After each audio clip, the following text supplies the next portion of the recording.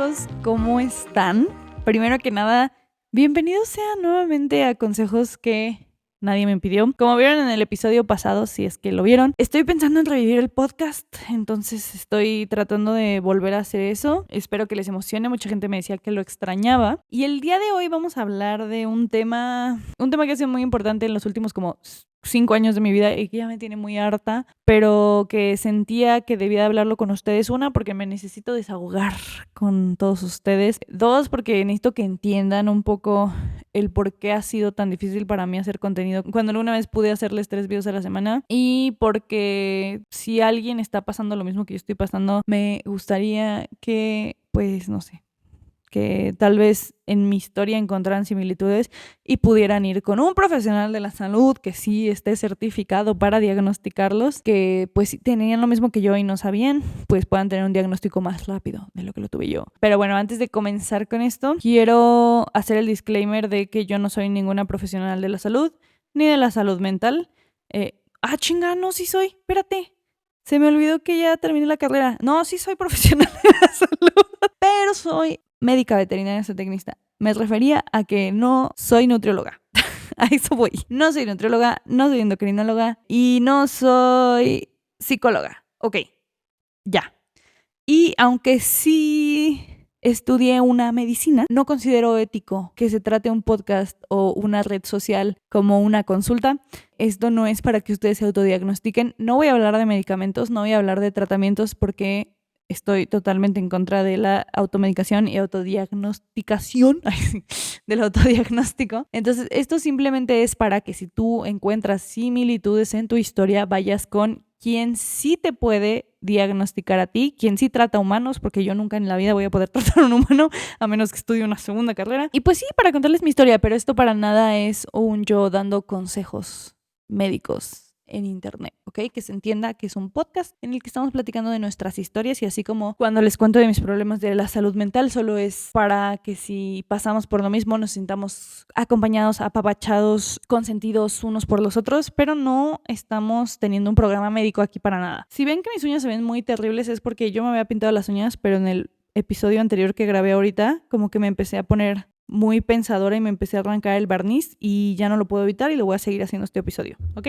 Ok. Bueno, pues ahora sí, a lo que truje chencha. Nunca había dicho esa frase en mi vida, no sé por qué la estoy diciendo ahorita. Pues les voy a contar cómo pasaron las cosas cronológicamente, ¿no? Cuando yo era una niña, yo era una niña hiperactiva. O sea, de esas personas que dices, puta, o sea, no soporto que tengan tanta energía. O sea, mi mamá siempre cuenta que me metió a ballet y no funcionó, entonces me metió a ballet y me metió a natación y que la primera semana sí llegaba a dormirme a la casa, pero después mi cuerpo se adaptó y otra vez ya estaba dando lata porque mi mamá dice que lo que a ella le desesperaba un poco es que yo a la 1, 2 de la mañana me paraba a decirle que me pusiera una película. O sea, de que así tenía yo de energía, para que me entiendan. Después, toda mi vida fui deportista, se sabe que hasta los 9 años hice gimnasia y después de ahí el deporte que hice profesionalmente fue el patinaje artístico. Y no solo hacía patinaje artístico, porque cualquiera de ustedes que ha hecho un deporte profesionalmente debe saber, para hacer un deporte como el patinaje necesitas de otras disciplinas para tener una formación completa. Entonces, por ejemplo, nosotras hacíamos de repente ballet, hacíamos acondicionamiento físico, además del entrenamiento que estábamos haciendo. Y yo siempre fui una persona muy deportista, muy activa. O sea, además de la patinada, los fines de semana mis papás y yo hacíamos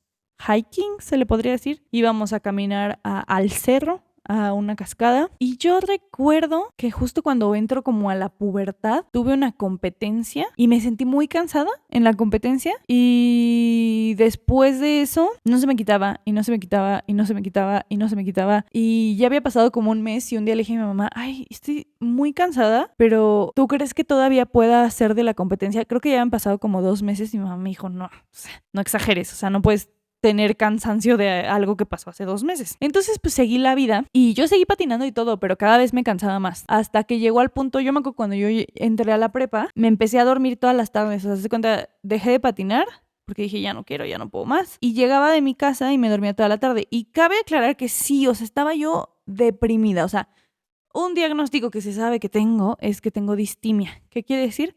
Que tengo una depresión leve, porque así que digas, puta, que leve, pero crónica. Entonces la distimia creo que es cuando un proceso depresivo dura más de 2 años, pero no es lo suficientemente fuerte como para que no seas funcional. Eso es lo que yo les podría dar como una explicación en mis palabras de lo que es la distimia. Entonces, pues sí, yo tenía una depresión ahí.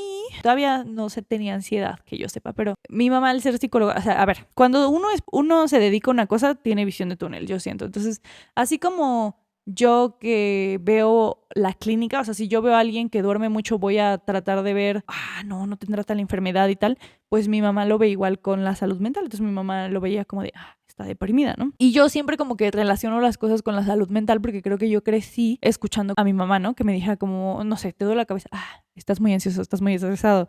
Y, es a lo que me refiero, ¿no? Y siento que un ginecólogo tal vez diría como, tal vez está en un proceso ahorita hormonal, en una etapa de su ciclo estral, que hace, digo, en los animales es estral, pero en los humanos, el ciclo menstrual, pues, de que por eso puede que ahorita esté teniendo sus síntomas, bla, bla, bla. Eso, cada quien ve lo que más conoce, ¿no? O sea, por su profesión. Entonces, pues sí, yo como que al principio dije, no tengo una energía, pero cada vez que se lo contaba a alguien, pues yo tal vez también pecaba por empezar con la premisa de, pues igual es la salud mental, pero llegó un punto en que por muchos años yo estaba convencida de que yo tenía una enfermedad terminal. O sea, yo sí decía, porque aparte me empezaron a pasar cosas muy raras, o sea, no solo era el cansancio, eran como lesiones muy extrañas, o sea, de la nada me empezaba a lastimar, como que sentía que estaba teniendo ahí una degeneración muscular medio extraña, o sea, estaba perdiendo músculo muy rápido, me daban calambres, cosas muy extrañas.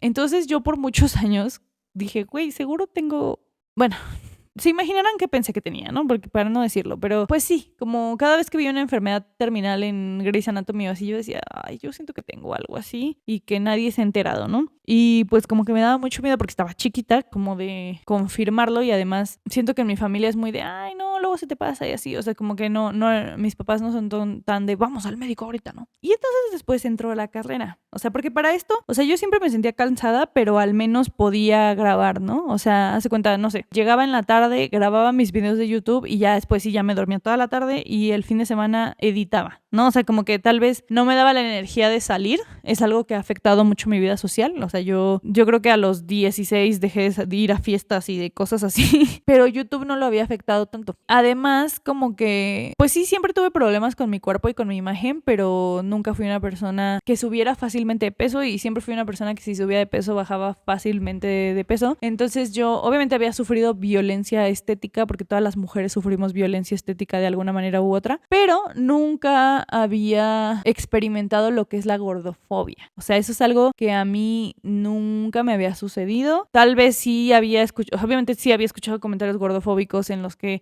gente que te quiere cree que te está haciendo bien y te dice como, pero sigue haciendo ejercicio, no vayas a engordar, pero nunca como de plano rechazo y esta violencia que la gente ejerce a las personas gordas. Y se dice personas gordas, ser gorda no es un insulto, así que quede claro que cuando digo persona gorda, estoy hablando de una característica, así como decir persona alta, persona de baja estatura, persona mayor, persona menor de edad. A eso me refiero cuando digo persona gorda, ¿ok? Entro a la carrera, obviamente mi estilo de vida cambia, pero yo como que seguía haciendo videos, sí me sentía muy cansada, pero de la nada comienzo a ganar mucho peso. Y yo pensé, como ya ven que los gringos dicen que cuando entras a la universidad, que los freshmen 15, que no sé qué madres, o sea, como que mucha gente dice, sí, cuando entras a la universidad subes de peso. Yo dije, es eso. Y aparte yo, o sea, debo admitir que siempre he sido una persona que come mucho. Come mucho, mucho, mucho, mucho. Excepto cuando he estado en problemas de desórdenes alimenticios, que era de que comamos 1000 calorías. Que eso es lo que más daño me hizo en la vida. Pero entonces yo decía como, bueno, pues le voy a bajar, ¿no? A cómo estoy comiendo. Pero cada vez me veía yo en una situación en la que yo decía, pues cada vez como menos, ¿no? O sea, como que pasé de ser la amiga que siempre come más y no sube de peso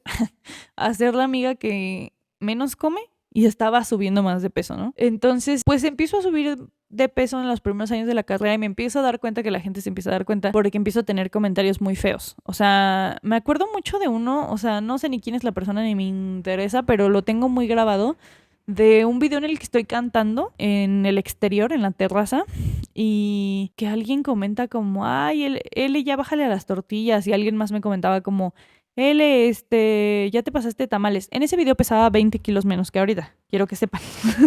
Pero ya como que se me empezaban a ver cachetitos, que es algo que yo nunca había tenido en mi vida, ¿no? Entonces como que empiezo a tener pues ya esto que sí es gordofobia, o sea, la verdad, o sea, empiezo a tener como estos choques con la gordofobia y empiezo a ver pues como que el trato de la gente hacia mí cambia. No sé, como que uno no reconoce el privilegio de habitar un cuerpo delgado hasta que empieza a subir de peso. Es impresionante porque hay cosas que yo creo que ustedes se pueden imaginar, ¿no? O sea, hay cosas como de la atención masculina, todo el mundo se lo imagina.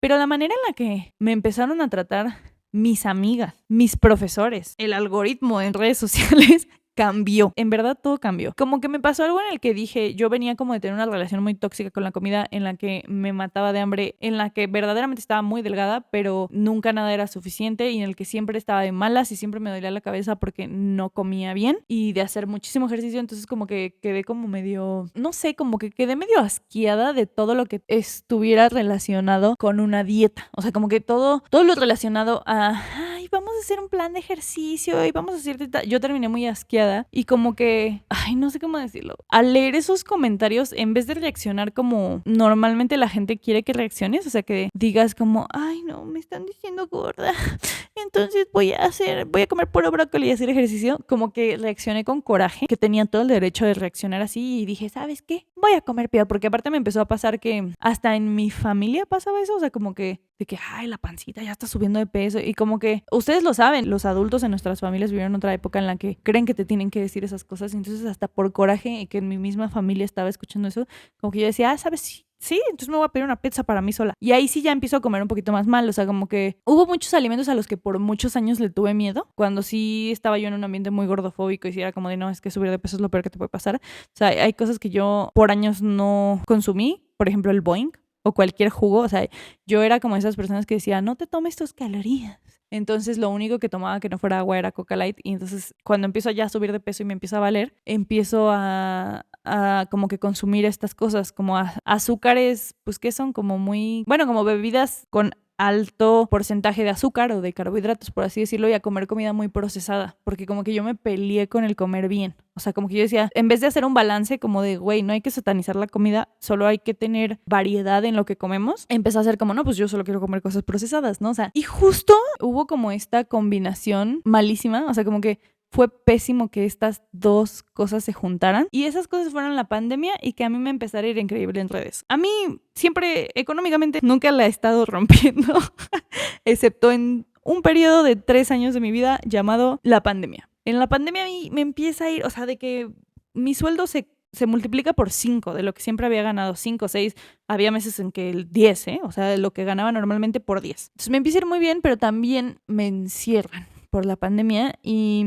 pues la pandemia aumenta mucho más mis problemas de salud mental, porque para este punto yo nunca he pisado el consultorio de un psicólogo, de un psiquiatra. Es algo que me aterraba porque yo sabía que yo tenía algo mal aquí en la cabecita. Entonces, pues sí, o sea, no lo he hecho. Entonces lo que empiezo a hacer es tener mecanismos de como para sobrellevar las cosas terribles, todo lo que se les ocurra. Les voy a confesar algo que nunca les he confesado. Empiezo a fumar. Ahí empiezo a fumar, pero de que una cajetilla diaria. Empiezo a beber alcohol, que yo antes de los 19 años no había probado una gota de alcohol. Empiezo a comer muy mal. O sea, empiezo a usar la comida como una manera de consolarme, de apapacharme, de, no sé, o sea, como de poder sobrellevar el dolor que tenía adentro. Y entonces, en un mes, subo 30 kilos. O sea, porque ya había subido como 15 kilos parcialmente. Perdón si es un trigger para alguien, un detonador que yo esté hablando de kilos. Lo estoy usando simplemente para que sepan en nivel salud. Si ustedes son nutriólogos, si ustedes son médicos, sabrán que una cantidad tan grande de peso, si son psicólogos, si son psiquiatras, una cantidad tan grande de peso siempre es una alerta en el sentido de que o hay algo mal a nivel fisiológico o a nivel mental. Es una alarma porque es un cambio muy grande metabólico, y lo normal es que si alguien, por ejemplo, va a tender a tener un cuerpo más grande, a tener un cuerpo gordo, sí va a haber una subida de peso, pero normalmente es gradual. Y esa subida de 30 kilos, pues sí era algo como que claramente algo estaba pasando en mí, ¿no? Entonces por eso lo menciono, no porque quiera hablar de pesos, ¿no? Por eso no estoy diciendo los pesos que tenía, solo los en cuestión de kilogramos. Y entonces subo muchísimo de peso y cada vez me sentía peor. Y obviamente la respuesta de todo el mundo es, te sientes peor porque subiste de peso. Nadie piensa en o subió de peso y empezó a comer así porque tenía algo, ¿no? Porque yo ahorita como se los estoy contando, ustedes tal vez en su casa están pensando, ok, o sea, es que ella tomó una decisión consciente de empezar a comer muy mal porque nos está diciendo que se peleó con estas comidas y bla, bla, bla. Pero no, algo que me explicaron más tarde es que no era normal, que yo sentía un deseo incontrolable por esas cosas. O sea, yo estaba durmiendo y me despertaba en la madrugada y decía, güey, necesito azúcar. O sea, necesito azúcar, necesito comer en larga... O sea, como ubican cuando van a hacer mucho ejercicio o van a nadar y te sales y dices, puta, ¿me podría comer un caballo? Así me pasaba. Yo decía así de, güey, me necesito levantar, necesito comer esto. Mi cuerpo verdaderamente sentía una deficiencia muy extraña. Al yo tener este sesgo que les comentaba de siempre, como que quererle darle a todo una razón psicológica, el primer profesional de la salud con el que decido acudir es con un psicólogo. Bueno, voy con una psicóloga y sí me meto con una nutrióloga también y empiezo a hacer un plan de ejercicio y empiezo a comer muy bien y yo ya no bajaba de peso. Ya, o sea, en verdad yo ya no bajaba de peso y como que de ahí estos síntomas que yo estoy diciendo de no tengo ganas de hacer nada, no me puedo motivar a hacer nada, duermo todo el día. Obviamente, al sí ser una persona que tiene depresión y ansiedad, ya ahí tengo diagnosticada la ansiedad, todos asumimos que es la depresión. Y empiezo yo a trabajar con la terapia, a tratar de hacer las tareas de la terapia. Tampoco las podía hacer porque no tenía energía de hacerlas. No estaba yo avanzando en la terapia porque no tenía energía de hacer lo que la psicóloga me decía que debía hacer. Y debo decir que mi psicóloga, yo quería ya ir con un psiquiatra. O sea, yo decía, empastíllenme. O sea, en verdad me siento muy mal. Y ella decía, es que no siempre es una cuestión así. O sea, tenemos que asegurarnos que no haya algo fisiológicamente mal contigo, ¿no? Y no solo a nivel neurotransmisores y que sea como por depresión. O sea, sí, ahorita ya me acordé que ella sí me dijo como que has pensado que lo que me estás diciendo también podría ser ahí que sí tengas algo, o sea, que sí estés enferma. Y pues ya yo le dije que la neta sí, llevo años pensando que estoy muy enferma. Entonces me dice, pues vete a hacer unos análisis. Entonces me voy a hacer un hemograma, me voy a hacer un perfil tiroideo y me hice una bioquímica, ¿no? Una química sanguínea. Y todo sale normal. Nada más me sale como que los linfocitos elevados, pero yo dije, no, pues es que tuve una gripa hace unos días. Tiene sentido. Raro, ¿no? O sea, como que dije, güey, y a mí me dio mucho coraje. O sea, yo sé que normalmente la gente cuando va, lo que quiere es que salga todo limpio, pero yo llevaba tantos años diciendo, díganme qué está mal para poderlo arreglar, porque ya no puedo con mi vida, porque es horrible no tener ganas de socializar, es horrible no tener ganas de hacer amigos, es horrible no tener ganas de... O sea, yo verdaderamente nunca tengo ganas ni de hacer cosas que me gusten. O sea, a mí ya no me dan ganas de cantar, a mí no me dan ganas de jugar videojuegos, a mí no me dan ganas de ver la tele, a mí no me dan ganas de hacer nada. Entonces como que el que te digan, ay no, pues todo está bien, la verdad es horrible, o sea, la verdad es peor que decir, mira, tengo esta enfermedad. Entonces después de eso me dice, bueno, ya que vimos que todo está bien, sí te voy a canalizar con un psiquiatra. Me canaliza con el psiquiatra y el psiquiatra dice, no, pues es que concuerdo con la psicóloga que tienes depresión y que tienes ansiedad generalizada, pero él es el que me dice, me gustaría agregar a este diagnóstico que tienes distimia y que llevas muchos años deprimida. Entonces yo creo que es eso. Y el psiquiatra ya me dice, como yo creo que tienes niveles de serotonina muy bajos, bla, bla, bla. Me dan ansiolíticos, antidepresivos y al él haberle comentado esta subida de peso que tuve, obviamente como que les digo, a los médicos sí se les entrena como para decir, subidas y bajadas de peso tan grandes, hay algo, ¿no? Como que algo que me molestaba, o sea, y no me molestaba porque sé que no venía de algo gordofóbico, ahí yo sé que venía de su formación, es que cada vez que platicaba con el psicólogo, sí me preguntaba como, has bajado, has subido de peso. O sea, obviamente en su caso no lo tomé como algo mal porque sé que venía de...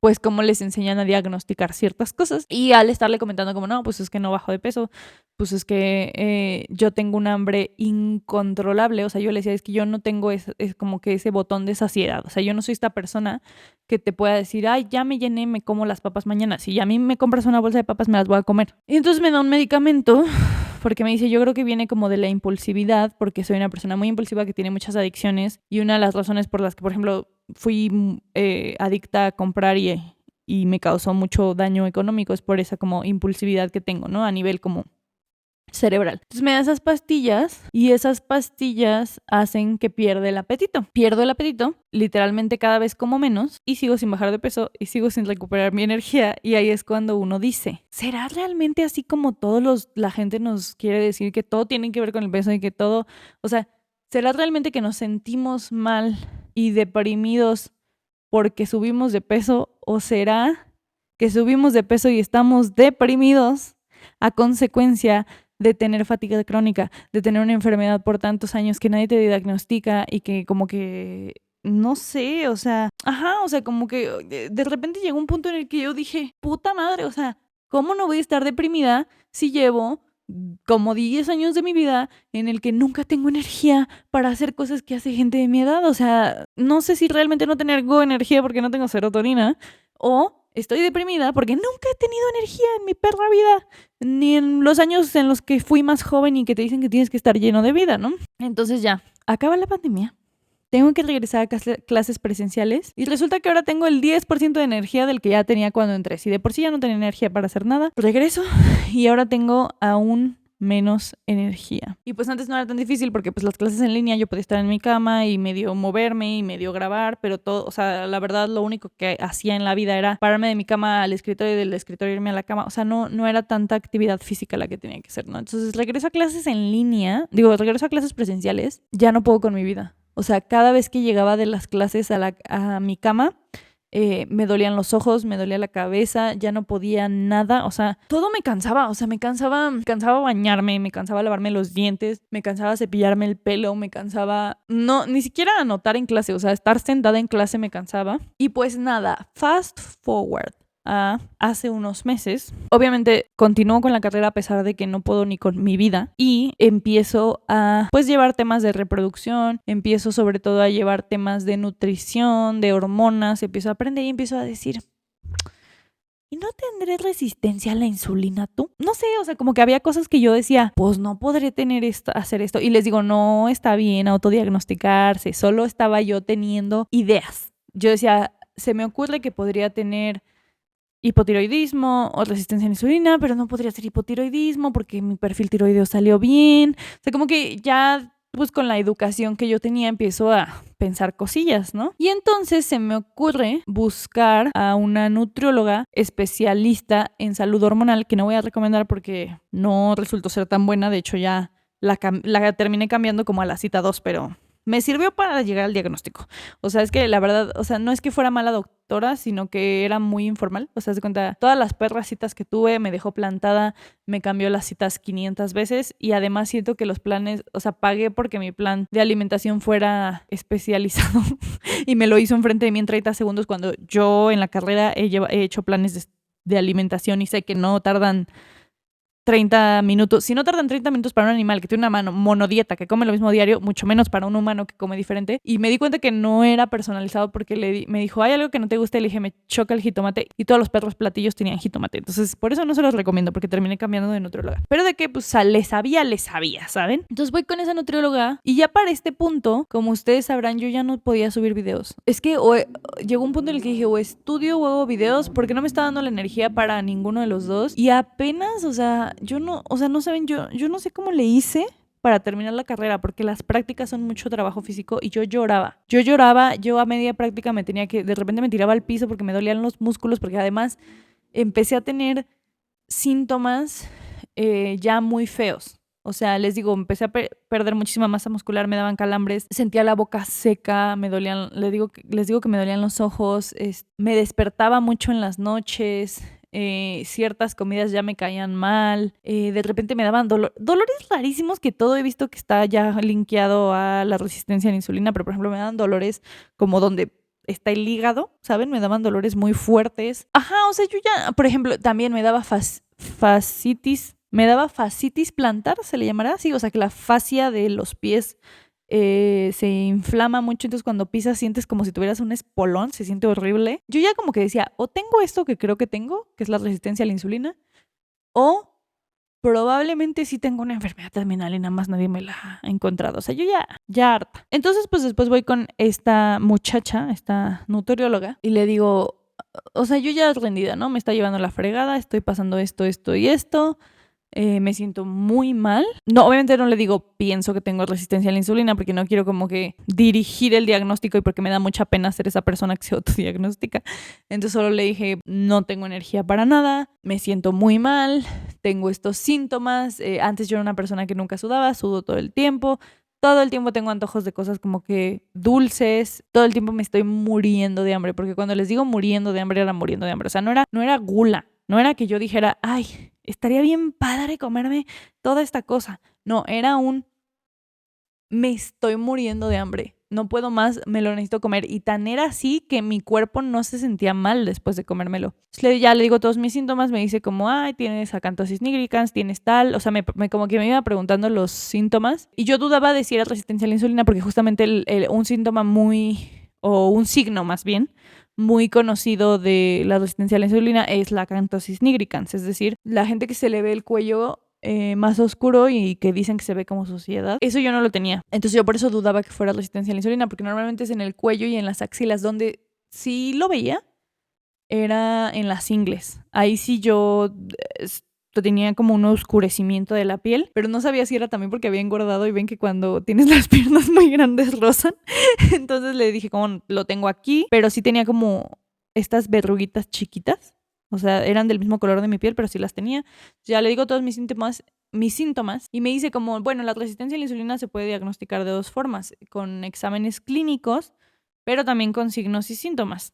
Y me dice, de acuerdo a los signos y síntomas, yo pensaría que tienes resistencia a la insulina, pero si te sientes cómoda, porque con ella también como que me acerqué a ella porque era como una nutrióloga antigordofobia y le expliqué como todos mis problemas alimenticios que he tenido y como mi experiencia con la gordofobia y el por qué me había alejado tanto de la nutrición. Entonces me dijo, como te sientes cómoda, como que haciéndote análisis para que sí confirmemos que tienes resistencia a la insulina o es algo con lo que tampoco estás cómoda. Y le dije, no, sí, o sea, eso sí es algo con lo que estoy cómoda. En mi carrera veo todo el tiempo análisis, lo veo como algo normal, no lo relaciono con la gordofobia y necesito una respuesta porque llevo años tratando de saber qué tengo y nadie me da una respuesta.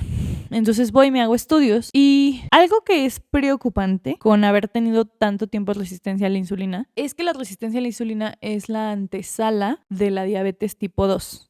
Hay dos tipos de diabetes. La insulinodependiente, tengo entendido, no sé si también en humanos se diga así, pero es decir, la diabetes tipo 1 es la que todos conocemos, que la gente se tiene que inyectar insulina porque hay una deficiencia en la secreción de insulina por parte del páncreas y entonces, digamos, no se pueden reducir los picos de glucosa o como los niveles de glucosa en sangre porque la insulina no está haciendo su trabajo, que el trabajo de la insulina, digamos, es como si fuera una llavecita que abriera las puertas las puertas de la célula para que la célula se pueda abrir sus puertitas, pueda entrar la glucosa y que la célula pueda usar esa glucosa como fuente de energía y tengamos energía y nos sintamos bien y podamos hacer cosas, ¿ok? Eso es la función de la insulina, por así decirlo, por decirlo en maneras con peritas y manzanitas. Entonces, esa es la diabetes que normalmente conocemos, que vemos en las películas, que es la gente se tiene que inyectar insulina, pero hay otro tipo de diabetes, que es la diabetes tipo 2, y esa no es que el páncreas no esté secretando suficiente insulina, sino que cuando el páncreas manda esa insulina, la célula pierde esa sensibilidad a la insulina.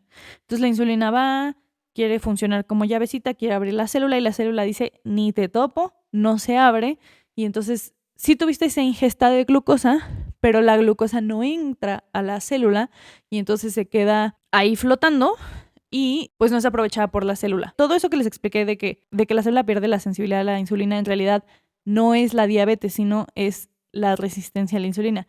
Y después de tiempo prolongado de esa resistencia a la insulina, como el páncreas está secreta y secreta y secreta y secreta y secreta insulina y no está funcionando, llega a haber daños en células pancreáticas, a nivel de células pancreáticas. Una vez que hay ese daño, se vuelve diabetes tipo 2 y es irreversible, ¿ok? La resistencia a la insulina es reversible, pero una vez que se vuelve diabetes, es irreversible. Entonces, hay muchos tipos de resistencia a la insulina, hay muchos niveles de resistencia a la insulina. Normalmente, ahorita que ya se está hablando más de eso, vemos muchos casos en lo que, porque creo que desde, para diagnosticar una resistencia a la insulina se hace algo que se llama el índice OMA, y para que se considere resistencia a la insulina, me parece que es a partir de 2.5, hay literatura que dice que es más de 2.5. Entonces, lo que normalmente vemos con gente que la detectan temprano, pues tienes una resistencia a la insulina de 2.8, tienes una resistencia a la insulina de 3, ¿no? O sea, son como resistencias a la insulina chiquitas que se revierten normalmente como entre 6 meses, ¿no? El problema aquí es que O sea, yo siento que ahorita está muy de moda la resistencia a la insulina y la estamos viendo en todos lados y todo el mundo lo están diagnosticando y está siendo fácil que los canalicen. El problema es que cuando yo empecé a sentir síntomas, es decir, cuando yo tenía 13 años, nadie estaba hablando de resistencia a la insulina. Se los juro por Dios que yo nunca había escuchado de eso. Pues no sé, o sea, como que cada vez que hablaba de mis síntomas, nadie me decía como, yo creo que podría ser esto. Entonces, pues, pasan muchos años de que yo pues no estoy tratando esa resistencia a la insulina y sé que hay un riesgo de que yo tenga diabetes. Entonces voy, me hago los estudios y ya yo teniendo un poquito ya más de conocimiento, ya sé qué es lo que pasó la vez pasada. La resistencia a la insulina no sale en el hemograma. O sea, tú no pides un hemograma a una química. O sea, si tú pides un hemograma, por ejemplo, siempre te va a salir en un hemograma o en una química sanguínea como la hemoglobina normal en un humano es de 13 a 16 gramos por decilitro. Y entonces te dicen, tú tienes 15 gramos por decilitro, entonces estás dentro del rango, dentro del valor de referencia. Sí, no rango, perdón. Entonces estás dentro del valor de referencia. Eres un ser humano que se considera sano en ese sentido. Y si tuvieras 20, o sea, tuvieras la hemoglobina muy alta, que podría decir que hay hemólisis, se están rompiendo esos eritrocitos y se está liberando la hemoglobina. No sé, puede haber muchas razones. O sea, si tienes alta la hemoglobina, la tienes en 20, te va a poner un asterisquito y te va a decir, oye, aquí hay un analito que salió fuera de lo normal. Entonces yo en ese entonces ya había llevado patología clínica. Ya yo cuando veía mi estudio dije, todo salió normal. Cuando se interpretó me dijeron que todo salió normal, pero todavía no llevaba nutrición. Y ya después de saber de nutrición, yo ya sabía que la resistencia a la insulina no sale en esos exámenes. ¿Por qué? Porque normalmente como no has llegado a tener diabetes, nada más como que se está perdiendo esa sensibilidad a la insulina.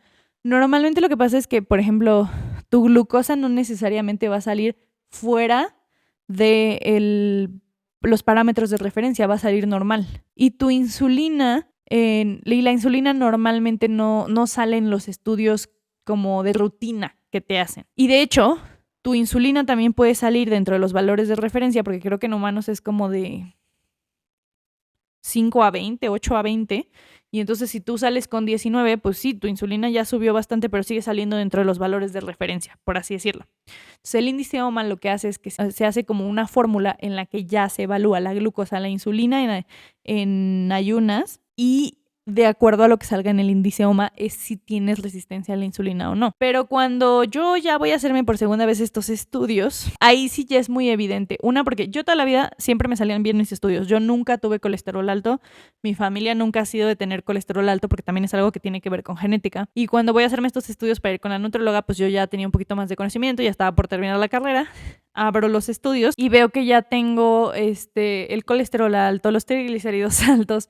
Hay un analito que como que normalmente está relacionado con daño muscular, lo veo elevado. Veo la insulina altísima, la glucosa ya la veo altísima y digo, pues no, ni necesito que me lo digan, ¿no? Pero bueno, como buena ciudadana responsable, de todos modos voy a la cita con la nutrióloga, me dice, ¿qué crees?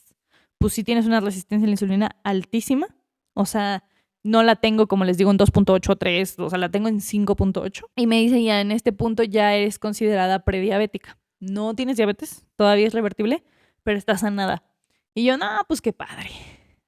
Pues está padrísimo. Y me dice así como, pues, o sea, tampoco se trata de ya quitarte cosas, o sea, porque todavía estamos como en la prediabetes, solo es como una cuestión de aprender a comer, como que hay un orden en el que tienes que comer, que se te dice que tienes que comer como que las fibras primero, o sea, tienes que comer las verduras primero, después la proteína y por último los carbohidratos. Es decir, puedes desayunar, puedes comerte una sopa de verduras, después tu pollo y al último una manzana, ¿no? Y bueno, además de eso hay toda una suplementación, no es medicación, porque les digo, son suplementos que estoy tomando, que no les voy a decir cuáles, por lo que les digo de que no está bien automedicarse, porque cada persona es diferente y tiene el nutriólogo que decirte qué considera bueno para ti. Pues ya llevo 3 meses cambiando mi alimentación y haciendo ejercicio y me di cuenta que sí, todo eso era un poco la razón, porque yo le decía a la nutrióloga como, pues es que estoy comiendo menos y estoy haciendo ejercicio y no bajo de peso, y antes yo tenía un metabolismo en el que con que hiciera tantito ejercicio o saliera a caminar,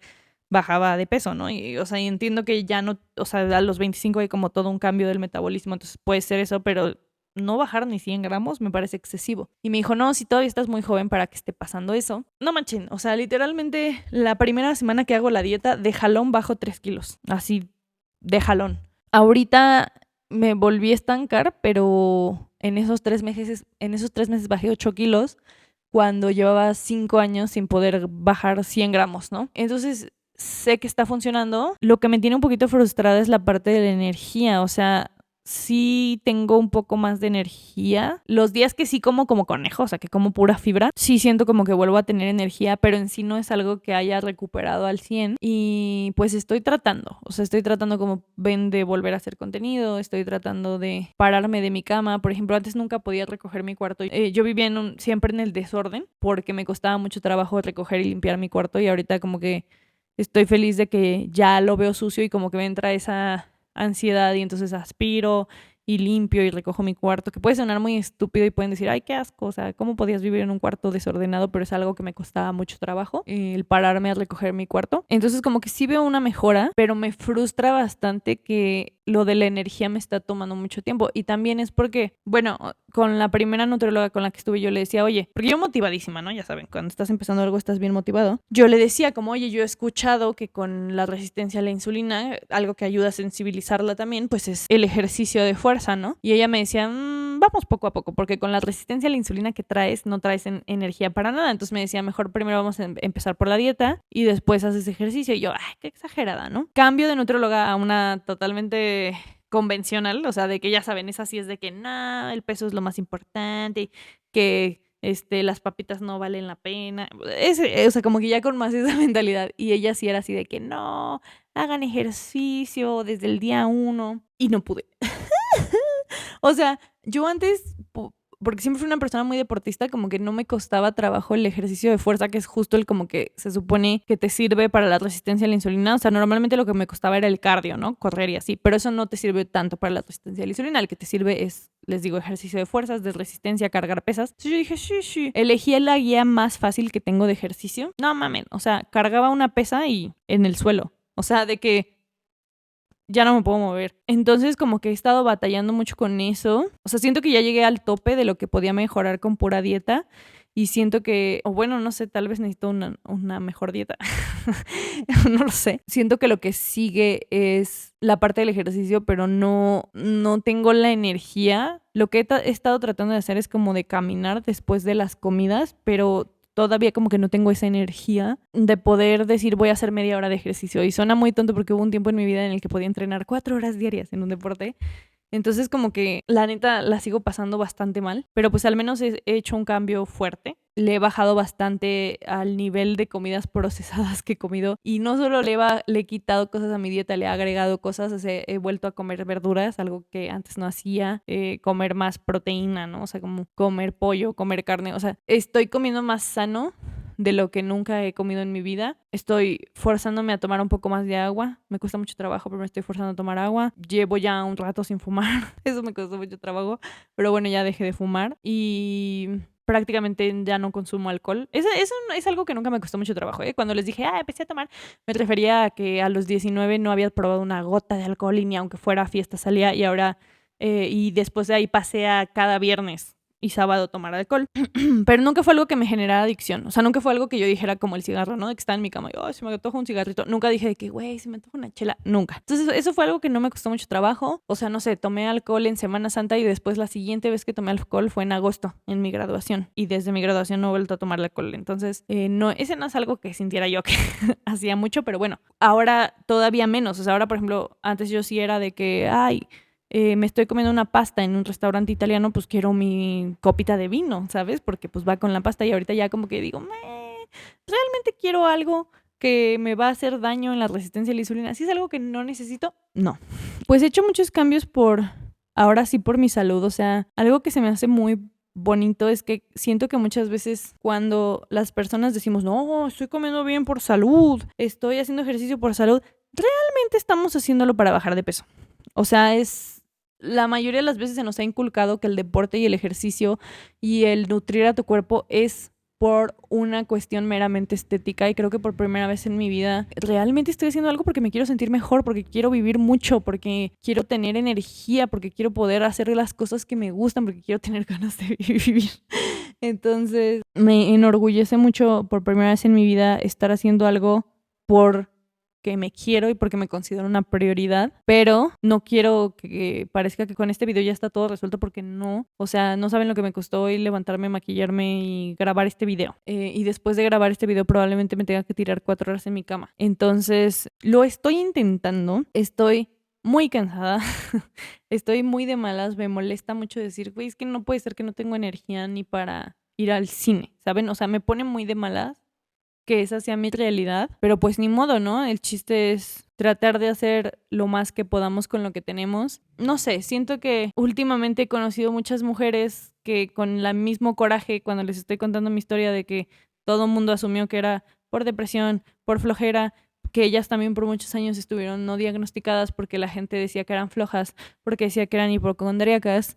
Y la realidad es que lo que pasa es que no hemos estudiado lo suficiente el cuerpo de la mujer. O sea, la gente cree que es normal que cuando una mujer le esté bajando le den cólicos, que la tiren al suelo, que llore. Se nos ha dicho como, no, pues es normal, ¿no? Son días fuertes. Y después resulta que esta persona tiene endometriosis y le está pasando muy mal. O sea, como que se normaliza mucho que las mujeres suframos. Si se ve otra vez porque se me apagó la cámara y tuve que ponerla de vlogs para terminar el vlog. Pero bueno, lo que estaba diciendo es que se normaliza mucho que las mujeres suframos por ser mujeres, por tener los procesos que las mujeres naturalmente tienen. O sea, es como de, no, pues sí, las mujeres son hormonales y entonces les pasan cosas muy feas. Sí, pues es normal que les dé migrañas. Sí, pues es normal que les den dolores insoportables, que la menstruación sea abundante. Se normalizan cosas que realmente nos están hablando de un problema de salud, pero como muy poco se ha enfocado como en la salud reproductiva de las mujeres y muy poco se ha estudiado nuestros cuerpos, hay muchas cosas que pasan desapercibidas. También, por ejemplo, todo lo que ha pasado con mujeres en el medio como Sasha Peters no sé cómo se pronuncia su nombre, pero no sé si se acuerdan lo que pasó con esta actriz, la de Pretty Little Liars, que pues se supone que era la it girl, la bonita, y después empezó a subir muchísimo de peso. Y como la gente relaciona el ser gordo con no ser atractivo, la gente empezó a decir, ay, se supone que es la bonita y no sé qué, y ya no está guapa porque subió de peso, y le ponían como de, ya saben, ¿no? Los memes de que, princesa, ¿qué te pasó? Y ella misma dice que en la serie la empiezan a vestir como señora, como para tapar su cuerpo, y al final resultó que esa subida de peso que tuvo, porque ella dice que iba al nutriólogo y le decían, no, pues no puede ser, porque ella les decía, es que te juro que no estoy comiendo más, estoy siguiendo la dieta, estoy subiendo y subiendo y subiendo de peso. Y que ella dice que los nutriólogos decían, no, pues me debes estar mintiendo porque no puedes ser gordo y comer poco. Y es que eso estaba pasando, les digo, a la edad en la que a mí me empezó esto del cansancio, fue cuando pasó todo este drama de Sasha. Entonces nadie tampoco estaba hablando de cómo se habla ahora de el síndrome del ovario poliquístico, que es lo que terminó teniendo ella. Y siento que ayudó mucho que al final ella dijo, oigan, después de que 1000 doctores me llamaron loca y que seguro comía como a escondidas, me diagnosticaron esto es lo que yo tenía. No se le arregló todo el rollo hormonal hasta hace unos años que se embarazó y tuvo a su hijo y volvió a bajar de peso y ya otra vez, ay, qué bonita está y no sé qué. Y hoy en día, ahora sí, del síndrome del ovario poliquístico y de la resistencia a la insulina se está hablando mucho porque hay muchos influencers que están diciendo, oigan, yo también tenía esto, y pues están las redes sociales y nos están bombardeando con esa información. Pero es verdad que siguen siendo cosas que pasan desapercibidas y que son difíciles de diagnosticar porque automáticamente asumimos que si alguien está subiendo de peso y sintiéndose cansados porque probablemente está comiendo papitas todo el día, o pues como gracias a Dios ya estamos siendo un poquito más conscientes de la salud mental, pues también lo atribuimos a veces a cuestiones de salud mental. Entonces, pues creo que el consejo que me gustaría dejarles es, pues luchen por su salud. O sea, si ustedes saben que algo no está bien con ustedes, no hagan caso, porque yo muchas veces me culpé a mí misma y me regañé y como que veía estos gurús en internet, no sé, como sí, estos vatos que en internet subían de que no, es que hay que ser disciplinados y solo no hay que procrastinar y es que hay que echarle más ganas. Y yo decía, puta, es que ¿por qué soy tan floja, no? O sea, ¿por qué no puedo ser como esta persona? Y la verdad es que era porque esa persona no estaba viviendo lo que yo estaba viviendo. Entonces, si ustedes sienten algo así, luchen por su salud. Luchen por el derecho que tienen, ¿no? Entonces, Desgraciadamente yo sé que también es difícil decir esto porque sé que no todo el mundo tiene ese privilegio. Sé que ir al nutriólogo es muy caro, sé que ir al doctor es muy caro, sé que ir al psicólogo es muy caro. Sé que aunque haya opciones gratuitas o más baratas, que a veces no es tan fácil que te atiendan en el sector público de salud. Entonces, bueno, pues soy consciente de eso. Quiero que se sepa, que no suene como a que estoy hablando desde mi privilegio. Pero el punto es que si puedes hacerlo acompañada de un profesional de la salud, vete a checar. Los latinos tenemos mucha predisposición genética a tener problemas relacionados con cómo nuestro cuerpo maneja la glucosa, el azúcar, los carbohidratos, como lo quieras ver. Entonces, pues sí, si tienes la oportunidad de acercarte a un nutriólogo que sea especialista en salud hormonal y pedirle que te haga una orden médica para que puedas hacerte estudios y descartar cualquier desbalance hormonal o metabólico que puedas tener, hazlo. Antes de que ya llegue a ser algo, de que ya sea demasiado tarde y llegue a afectar otras partes de tu salud. Y pues bueno, espero que les haya gustado este video, esta desahogada que me di con ustedes. Solo les quería explicar la razón por la que, por más que tenía el sueño de siempre seguir subiendo contenido y casi yo quería subir cosas diario y estarles dando los videos más épicos, pues ¿por qué no pude hacerlo? Que sepan que estoy luchando contra esto, que no me he rendido y que espero pronto sentirme mejor y poder volver a subir videos más seguido. Ya saben que si lo están viendo por Spotify, denle 5 estrellas. Si lo están viendo en YouTube, como siempre, denle like, suscríbanse. Si ya están suscritos, muchas gracias y nos vemos en el siguiente video.